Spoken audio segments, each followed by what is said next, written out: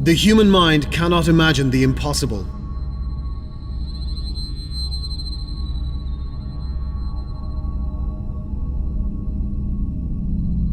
Today we are witnesses to and participants in what is not only the beginning of a new historical epoch, but also of a new critical stage of human development. This is unprecedented, at least since the beginning of the so-called civilized period of human history. What we considered science fiction of tomorrow is becoming an incredible reality today. The future has begun. This movie tells the story of the future. On the reach of the hand. The era of intelligent space. Life online awaits us.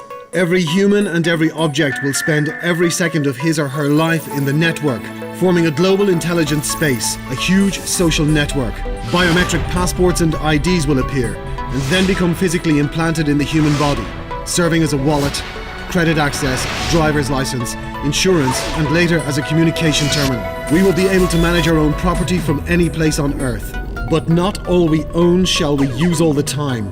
The common perception of private property as something that we can physically possess will be replaced by systems of temporary, partial, or common property. To which system you belong will be as important as which corporation provides you with life support services.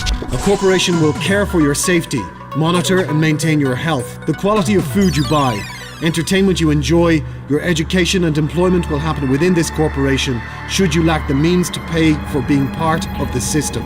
The coming world is too complicated to preserve privacy and anonymity, and at the same time it is simple enough to make it possible for everyone to watch and survey everyone else. We will cross a threshold where we will all become willing participants in the reality show and will pay for the possibility to be offline. All paperwork will disappear and all social services will be outsourced to lifestyle corporations and be managed online. A bureaucracy in its present form will practically disappear too. State and government functions will be limited to control, lawmaking and law execution. Lawmaking and execution decisions will be first put online for people to vote on, opening the epoch of direct democracy. The traditional mass media will completely disappear. It will be replaced by choice of content systems which will become the new mass media. In fact, every individual will become a sort of mass media, him or herself. Cheap means of production, the omnipresent online and the possibility for anyone to directly broadcast themselves from any geographic location in real time. A huge network of non-professional correspondents. All of that will drastically change the way in which news is made. Soon the surfaces surrounding us will be transformed into a kind of publicity matrix. Using full knowledge of you, of your desires, tastes, hobbies, your way of life. Those matrices will offer you goods and services on the basis of this knowledge. It is also possible that you will be able to choose your goods and services only within the range proposed by your own lifestyle corporation. Producers of mobile phones and operating systems, postal services and social networks already know practically everything about everyone. Long-dead movie stars will be resurrected. Marilyn Monroe and Marlon Brando will again grace blockbusters on our screens. We'll listen to new songs by Elvis Presley and Michael Jackson. Real actors will be substituted more and more by virtuals. We ourselves will be able to participate in the creation of original films and games, ordering producers to implement our own scenarios, events and endings. Movies and computer games will merge to become one entity. Cinemas as we know them today will gradually become as rare as theaters did before finally disappearing. The emergence of new kinds of sport, as global as football, is inevitable and everyone will be able to participate in those games. A Cyber Olympic Games will take place alongside the traditional games, becoming globally popular over time. New technologies will allow us to receive video information in new ways. Image and sound quality will grow exponentially. A radical increase in data transfer speed and storage space will change our way of life. We shall be educated at home. Our whole life will be recorded. We shall have business meetings while staying in our beds. Our insurance companies will control our blood sugar levels. We shall attend birthdays of our friends while not leaving our living room chairs. A new stage in the life of humankind will start, an all-encompassing virtual reality. The world behind the looking glass, a new world. We often see it in movies. It is partially present already in our everyday life, but the moment when people will be able to fully submerge themselves into virtual reality is still to come. God will not rule and give orders. God will be a person who writes software code, determining algorithms of development, creating the environment. In fact, programmers are the gods of a new world. It is they who will create for us the endless succession of infinite virtual universes in which we can become what we want to be, live where we want to live, and do what we want to do without any limitations and restrictions. Just pay and live. Very soon the virtual surface of an average-sized town will fit in a shoebox or be stored in millions of computers. For example, while renting a small 3-square-meter room in a ghetto, you will be able to live in a beautiful castle on the seashore because a virtual reality will be significantly cheaper than a real thing. You may be crippled and confined to bed, but still be a multiple world mountain running champion. You can be ugly and weak, but beautiful and strong, because the thing you call a body is only a physical shell for your mind, and your physical location will not be important. You can live in one place, but work, study, and receive medical treatment in different continents. By and large, a future world is a world without geography, borders, and nationalities. Instead, it is the world of countless groups and communities. The creation of new virtual worlds and emigration to those worlds will be one of the branches of man's evolution. More exactly, an involution, when tourism turns in upon itself. But let us come back to reality. All the above mentioned has yet to be constructed and serviced, and before arriving there we will have to overcome catastrophes, wars, and epidemics. Unfortunately, the world which surrounds us today will be with us for some time before moving away and clearing a space for our happiness in a virtual nirvana. Let's briefly look through some sectors. Energy. An enormous amount of energy will be necessary for all those technical marvels that will surround us. In the foreseeable future, hydrocarbons will be the main energy source, but gradually it will be replaced with renewable sources such as sunlight, wind, tides. More and more often waste materials will be used. But in the future, the main source of energy will come from safe, clean, unlimited energy of nuclear fusion. For the moment, controlled nuclear fusion is the only known process that can give to humankind enough energy to explore the solar system. But it is very important to diminish the expenses. That's why promoting energy saving and the rational use of energy sources, increasing energy effectiveness, will become one of the main ideologies of the future. Food. In the foreseeable future, the world will still be largely dependent on food.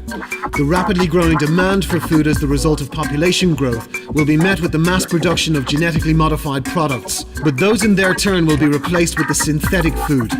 The advancements in biochemistry will permit creation of printers, which will print products. In order to get an apple or a meatloaf, it will not be necessary to plant a tree or to raise beef cattle.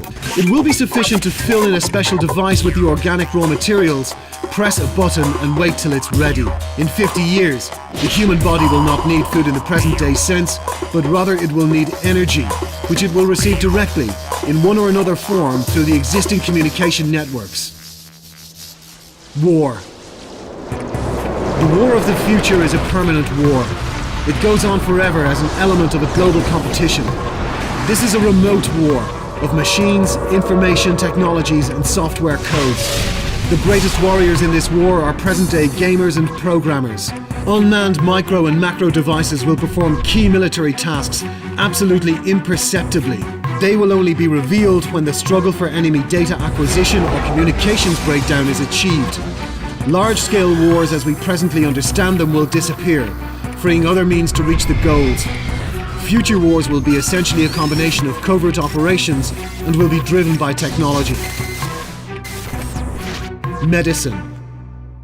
Rapid advances in genetic technologies and transplantology will permit us to avoid many desires, to improve our genome, and significantly prolong our life. Powerful communication networks will permit remote monitoring of our health conditions. Online diagnostics, consulting, and medical checks will become a common practice, and new robotic technologies will make a remote surgery possible. Childbirth will not be so painful anymore, as new technologies will allow us grow a fetus outside of the mother's body. Aging organs and dying tissues will be replaced with the new ones, which will be grown from the genetic material of the patient. This will permit us to approach immortality, something we'll talk about later. Education. The possibility of instant remote access to all information and knowledge databases from any geographical location will lead to the global spread of homeschooling. Educational institutions' main function will be to control students' knowledge and issue diplomas instead of teaching and educating. Schools and universities as we know them today will gradually disappear. For example, hundreds of thousands of students will study in one school or university. Finally, the process of knowledge and skill acquisition will be simplified to downloading necessary software directly into the human brain. From that moment, education will depend on price and availability of necessary programs. Space exploration. With time, the necessity for humans to travel will significantly diminish. Before that moment, mankind will start to use the air and later Earth orbit as an environment for personal transportation and then as a place to live. Human population increase will force people into the uninhabited areas in the north to inhabit the ocean, air, space, and finally, virtual reality will grow. Cities with a powerful microclimate, particularly independent from the outside environment, will be built. The concept of such cities will be used to build settlements on other planets. And finally, life in virtual reality will attract a dense concentration of the population and limit the necessity to travel. Many cities will disappear. Geography will cease to matter. Geopolitics. The world remains a combination of national, political, social, and cultural limitations. We can also observe the ongoing process of influence redistribution between the world's regional powers and their strengthening. All those limitations will be removed, and the world will finally become a gigantic Babylon with a single currency and language, a single political system controlled by the world government. Geopolitics will disappear. All nations, nationalities, and national consciousness itself will cease to exist without support. In global world conditions, state democracy and capitalism will be replaced by private corporations, which will later become states in and of themselves. But the possibility to choose a place to live, freedom from geography, independent energy and food sources will make humanity really independent, and Babylon will split up into millions of small states. The epoch of a new political geography will arrive. Empires will be created and fragment afterwards into smaller entities, then reappear and again split up. The pulsation of history. Under such conditions, only those states which sacrifice part of their citizens' economic and political freedoms, preserve their loyalty, and live through the destruction of a new Babylon will remain independent, preserving in this way their people and identity. Employment. Robots will become our ears, our eyes, our hands, our slaves, and possibly our bane. They will work in production facilities, clean, cure, fight wars, think, and it is very possible that they may even live instead of us. First, all physical work, and then most of the intellectual work will be done by robots. This will completely change our life. An epoch of new cultural enlightenment will arrive, but together with it will come new dangers and challenges. What will happen when a fast, strong, and defiant, unusually intelligent organism with a network consciousness will attain a real consciousness and the ability to reflect upon itself? Above the horizon, he has defeated death by his own death. A human life has neither sense nor purpose. Where are we flying to? Where are we? When? Are we in a remote corner, or are we in the center of the incredible time-space continuum which gives us life and death? We do not know who created this illumination, nor when or why. We do not know, but we are absolutely confident we can know ourselves and the world around us, all the time discovering something new, and through this, justifying our existence. Our bodies are weak. They quickly decompose, they are fragile. They need a favorable environment, not natural to most of the universe. Our mind is much stronger than our body, but it also has its limits.